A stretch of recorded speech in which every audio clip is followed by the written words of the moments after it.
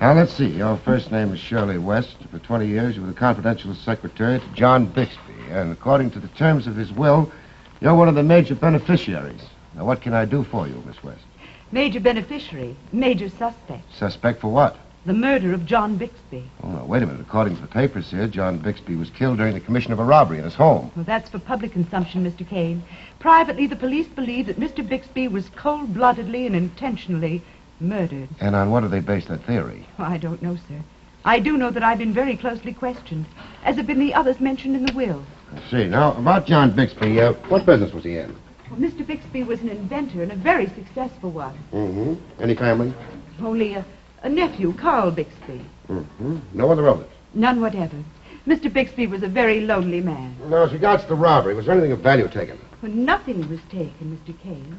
As a matter of fact, aside from the furnishings, there's nothing in the house of actual value. And what about the safe? Well, Mr. Bixby kept anything of real intrinsic worth in his vaults downtown. The safe contained nothing but his will and his diary. Did you know the combination to the safe? Yes, I did, Mr. Kane. Do you know the contents of the will? Yes, I do, Mr. Kane. Well, can you tell me who else is mentioned in the will? Well... This Shirley West, she gets half of the estate. And then there's Steve Jensen, a massager. Masseur.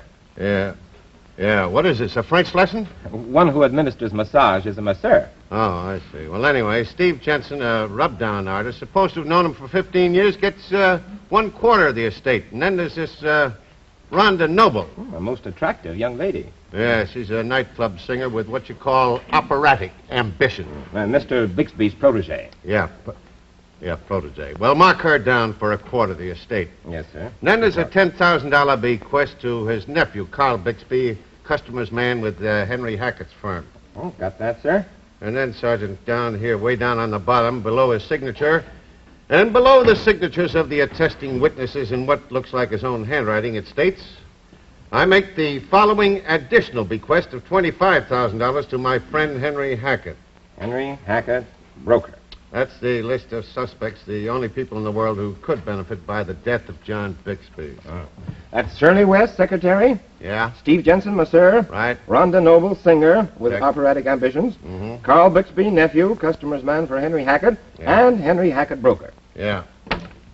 Oh, who let you in? Oh, hi. Oh, quick flash of the badge, a few well-chosen words, and here I am. You dig up a client out of that bunch? Correction, Captain. The client dug me up, Miss Shirley West. Oh, yeah? Sergeant, take this will down to the laboratory and have it looked over, but looked over good. Yes, sir. Goodbye. Goodbye, Miss Kane. Hi, Sergeant. What's the picture here, Captain? The picture is murder, Marty, with a fancy frame around it, and the fancy frame is a phony burglary setup. Now, would you care to sort of elucidate on that for me, Captain? Elucidate, eh? Yes. You talk like Sergeant Ross. Uh-huh. All right, I'll elucidate. This place was broken into, but whoever did it was no burglar. The locks were jimmied by a rank amateur. Mm-hmm. The locks, huh? Yeah. What about the safe? That's just it. The safe was opened better than any professional could do it. Get the figure? Not yet. Well, you see, whoever opened that safe knew the combination of it and tried to make this look like a burglar. No, wait a minute. According to Miss West, the only thing of value in that safe was the will and the diary. Yeah. Yeah. That puts a poser on it, doesn't it? Yeah? Now, why should anybody want to break in here and then open that safe? You're supposed to be a detective. Why, huh? Well, I don't know, except maybe to get a peek at the will, and then if they stood to gain by it, why, let them have it. Yeah, that's what we'd say, except that when we questioned him, we found out that everybody knew what was in the will. Everybody, that is, except Henry Hackett. Anybody hear the shots? Well, the servants did, but they're all way over on the other side of the house. By the time they got here, the intruder was gone. I see. Now, let me ask you something else, Marty. How long do you think a burglary like this would last? Well, I'd say, wouldn't last or take over 20 minutes. Well, this one took over 2 hours. Over 2 hours? That's right. Well, now, how would you know that, Captain? Well, it's simple, my dear Marty. You know that massager? Yeah. Steve Jensen. Jensen, yeah. Well, he was here last night about 9 o'clock. Gave the old man a rub down, then sort of tucked him into bed. What time did he leave? Left here at 10 o'clock exactly by that clock. You know, he gets paid by the hour, so he checked it. Well, after that, everything was nice and quiet. But we happen to know just about when this burglar was here. How come? Well, you see, Marty, this is an electric clock. It stopped at 11:10. By mistake, the burglar must have knocked out the plug. Now, by the time the shots were fired and the burglar was here, it was 2 o'clock. Now, why should anybody be here over 2 hours? Riddle me that one, Detective. Riddle me that one. Well, these are my findings, Sergeant.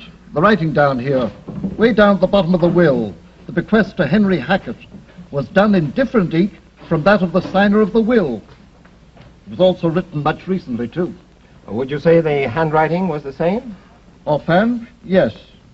But if you people have got any ideas to the contrary, we'd have to concentrate upon that, and the burden of proof would be on us. Yes, of course. Also, the pens were different. That is, the pen used in the signature and the pen for writing the bequest to Hackett were different pens. Huh? Is there anything else? No, that's about it. Well, thank you. Thank you very much.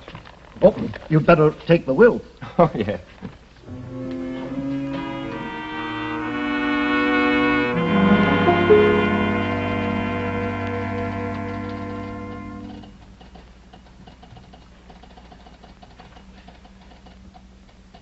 Shall I send him in now, Mr. Hackett? Yes, please do. Well, I didn't know it was you. Colonel Henry Hackett. How are you, sir? Fine, Marty. Good. You know a saying that's come quite recently into vogue? Yes. Old soldiers never die. Come on, sit down, Marty. Thanks a lot. Well, I've been working on that John Bixby murder. Yeah, same messy business, that, huh? Yeah, police been bothering you? Can't seem to get him out of my hair. I see. You haven't gone around killing anybody lately, have you, Colonel? It's Mr. now, Marty. I'm a complete civilian. All right. What about John Bixby, Mr. Hackett? Yes, Marty. What about him? The police are convinced that someone that was mentioned in that will murdered him. Yes, so they've been telling me. Look, sir, there's time when politeness is no more than hypocrisy, and this is one of those times. May I be blunt? Fire away. Could you tell me where you were between the hours of 11 and 2 last night? At my apartment. Asleep? No. Were you alone? I'd rather not answer that question, Marty. Well, the only reason I'm asking you is that you could exclude yourself as a suspect if you could prove where you were between 11 and 2. I still prefer not to answer that question, Marty. Suit yourself. Now, about that bequest in the will. Ridiculous. Absolutely ridiculous. Why ridiculous, Mr. Hackett? I was his broker, Marty. Nothing else. You see, we used to have a drink together occasionally, and I talked to him about his investments. And I don't think, all told, I saw the man more than 20 hours in all the years that I knew him. So why should he make any bequest to me? Could you use the money? Yes, I could. And at the moment, I could very well use it. I see. Mr. Cartwright would like to see you now. Thank you. I'll see him in a moment. Well, by the way, you have a Carl Bixby working here. That's right. Do you mind if I talk to him while you're talking to your Mr. Cartwright? Not at all, Marty. I'll send him right in for you. Thank you.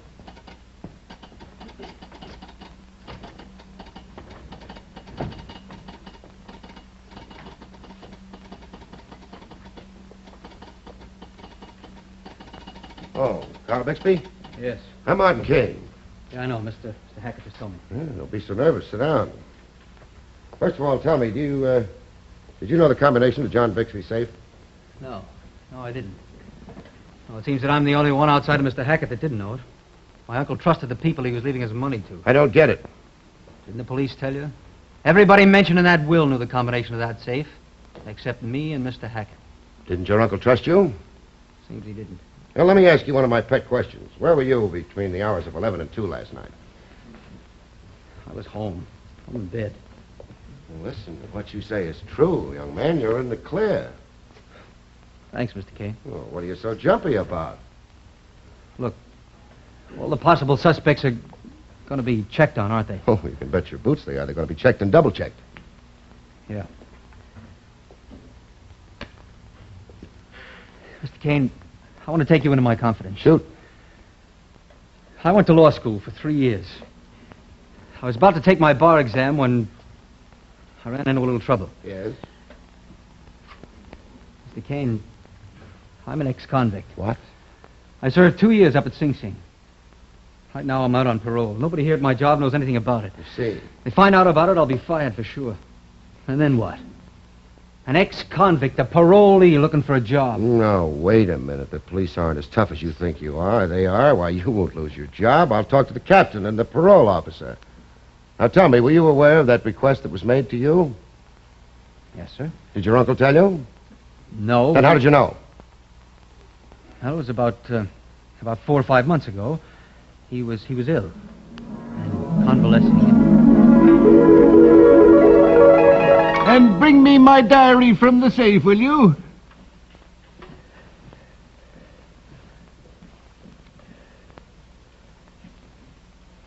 Thank you, Carl.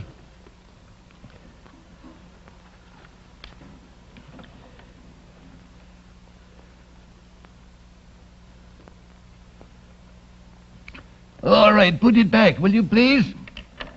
And Carl, you've been a pretty good boy. A pretty good boy. You've measured up much better than I expected. Oh, you've been a disappointment. A blot on the family. And I've never really forgiven you. But I may help you a little, Carl. Just a little. Mr. Kane, I want to be on the up and up with you. I did look in that diary. I guess I was curious, and I found out exactly what my Uncle Will was going to be, including my own bequest. Well, was there any indication in that will that Henry, or in the diary that Henry Hackett was mentioned? No, sir. Mr. Well, Mr. Bixby, Mr. Hackett wants you in the dressing room. I'm depending on you, Mr. Kane. I'll do the best I can.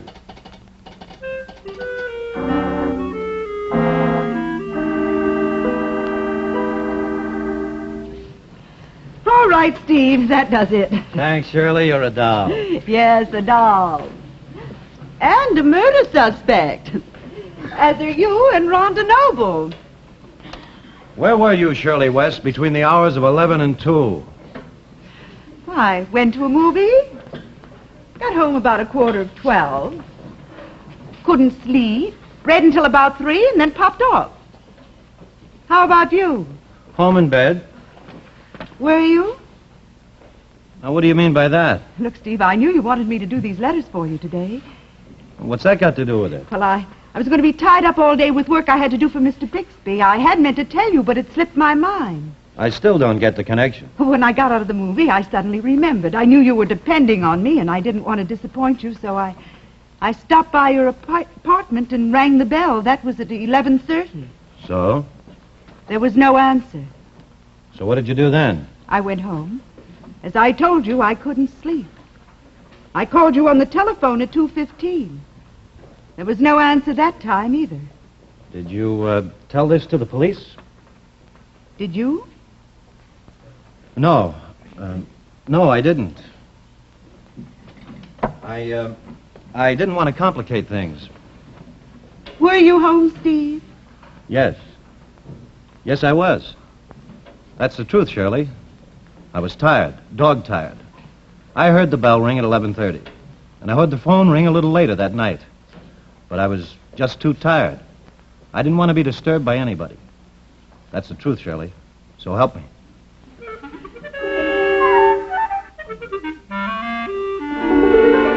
All right, come on, Hap. Will you get on the ball? Give me a pouch of Old Briar, please. Mr. Kane, if anybody else talked to me like that, I'm afraid I'd use my mild, sweet, good-natured temper. Oh. But here you are.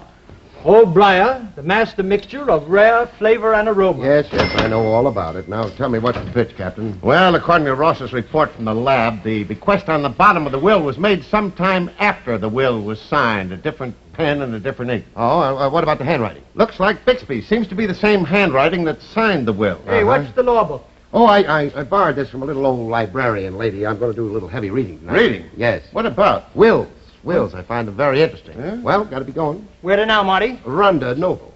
You going to do that heavy reading at a bar or some nightclub? Well, I'm going to try. See you later. I'll see you later. Okay. I'm going down ahead. If there's a cloud above, if it should rain when landing. Sorry to interrupt you, Mr. Kane, but she'll be through with the number in a few seconds.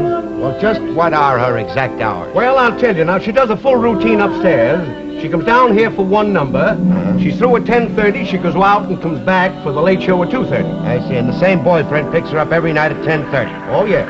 Same boyfriends every night at 2:30. Hey, not bad, eh? Oh, I'd say she's excellent. Thank you. Oh. I was told you wanted to talk with me. This is Martin Kane. Oh? Well, if it's on that John Bixby business, I'm going to tell you the same thing I told the police. I'm not answering any questions for anybody, period. But why, Miss Noble? Because I don't have to, that's why. If anybody thinks I'm mixed up in it, let them try and prove it. Everybody's got a private life. Mine stays private. What you'd call a hostile witness. Yeah. Call it what you wish. Is there, anything else, Mr. Kane? There's nothing else, Miss Noble.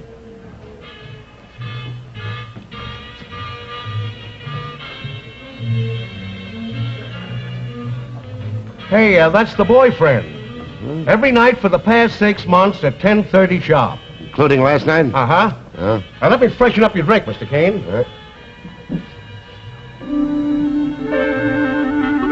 Oh, look, no more of that now. Please, you got a phone? I'd like to use a phone. Coming right at you, Mr. Right. Kane. Here it is. Fine, thanks.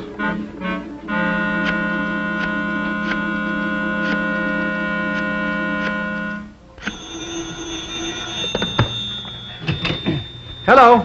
Oh, Marty, they told me to tell you as soon as you called. Yeah, the captain's having a big shindig with the whole bunch down at John Bixby's house. Yeah, a conference. A regular showdown. Okay. Yes, can I help you? Yeah, let me have a party model. Right.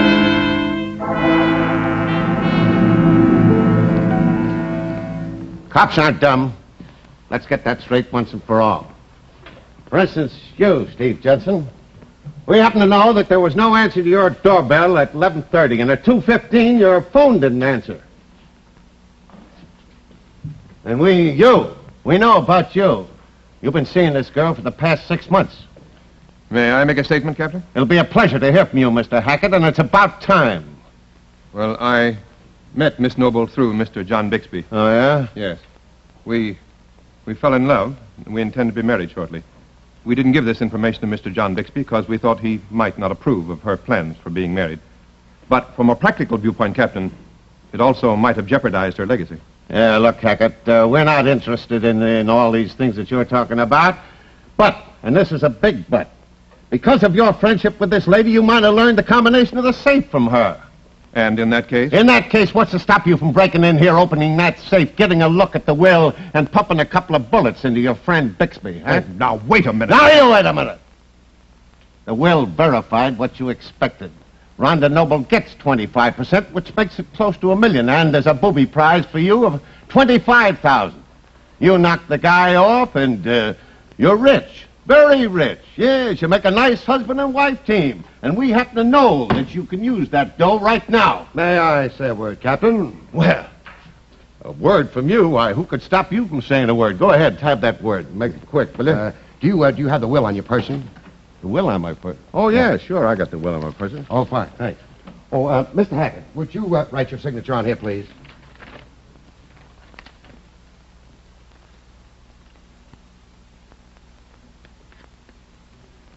Thank you.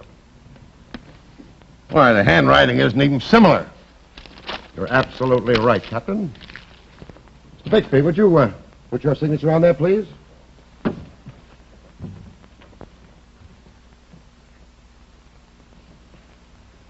Thank you.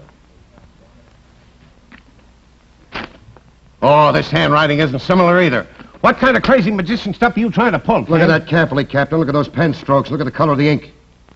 Say, wait a minute. You got something there. What? You mean this guy forged the bequest to Henry Hackett? That's exactly what he did for over 2 hours here last night. You see, Carl is a professional forger. The parole board told me about that. They took Carl out of circulation for a couple of years because of his special talent in that direction. Sit down.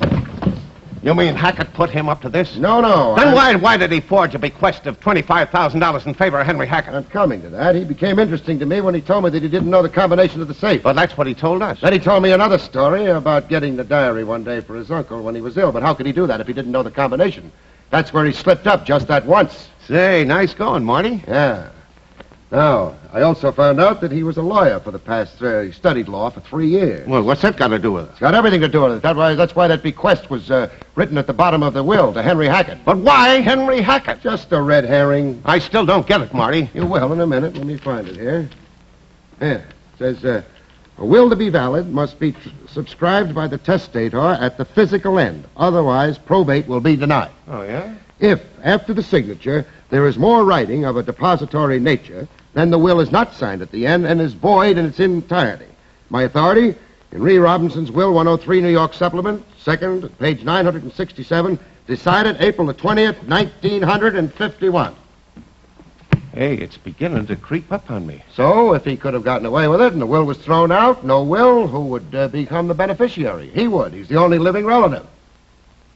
Well, yeah, that's very good work, Marty. Nice going. That's the point, huh? Yeah. So, man commits a murder. He gets rid of the gun, the knife, the ice pick, because he knows it's going to be used against him. Yeah.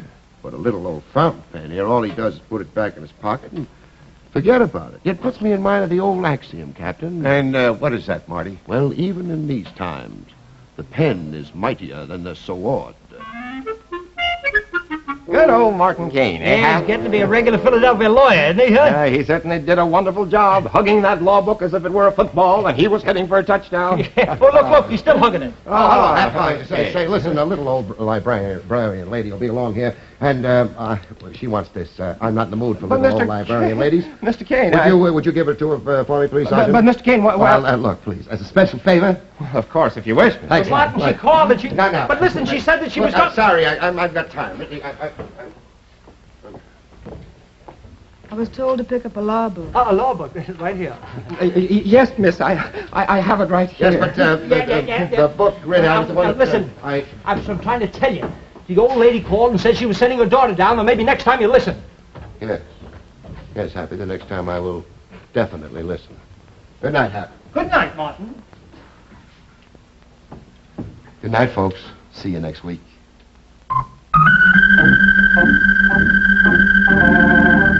Martin Kane, Private Eye, has been brought to you by the makers of those 4 distinctively different pipe tobaccos. Old Briar, the master mixture of rare flavor and aroma. Dill's Best, flavor cut for extra mildness and cool smoking. Model so high in quality, so low in price. And Tweed, the shaggy rough cut tobacco. One of the 4, just right for your tobacco taste.